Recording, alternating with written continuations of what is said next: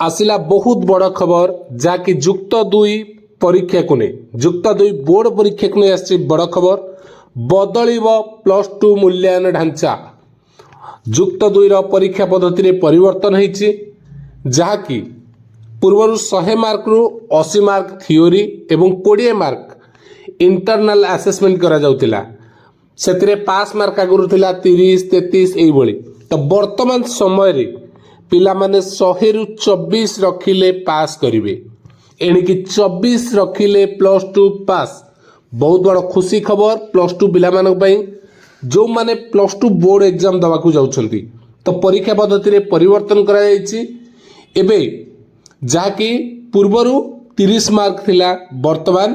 100 रु 24 रखिले छात्र छात्री माने जुक्त 2 पास होई परिबे तो परीक्षार्थी मानक उपरु चाप कमाइबा पई जातीय ढांचारे परीक्षा हम एने माध्यमिक शिक्षा परिषद निष्पत्ति नहीं छात्र छात्री सुविधा परीक्षा ढांचारे परिवर्तन करने निष्पत्ति होती पूर्वर 120 मार्क परीक्षा देते छात्र छात्री 100 मार्क प्रैक्टिकल पुणी एबे 20 मार्क असेसमेंट आउ 80 मार्क थियोरी पेपर देवे तो पिला कैपेसिटी अनुसार जमी से मार्क कम रखुले ताकू आखि आगे रखी परीक्षा पत्र जो रही प्रश्नपत्र पैटर्न में परिवर्तन कराई जोटी बहुत बड़ बड़ प्रश्न जो लंग क्वेश्चन थिला 10 मार्क ताकू कमे 5 मार्क कराई आउ एमसीक्यू क्वेश्चन को ऐड करा जाकि नुआ परिवर्तन जहाँफल +2 रे भल मार्क रखिपारे छात्र छात्री एवं आगरू जो भाई अधिक मार्क रखिले पास करने आवश्यक पड़ूला वर्तमान 100 रु 24 रखिले पास करें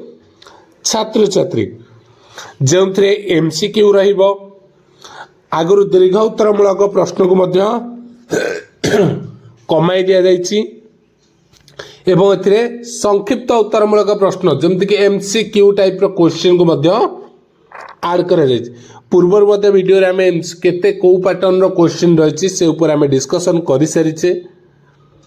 तो जहाँ भी हो वर्तमान समय 2025 रे बोर्ड एग्जाम देउथिबा छात्र छात्री मानक भाई यही पैटर्न लागू हेबो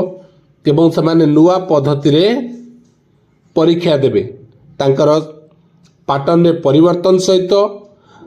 पास मार्क को मध्य कम कर दिया जायछि जाफल अधिक रु अधिक छात्र छात्री जुक्त 2 परीक्षा रे कृतकार्य हो परिबे एवं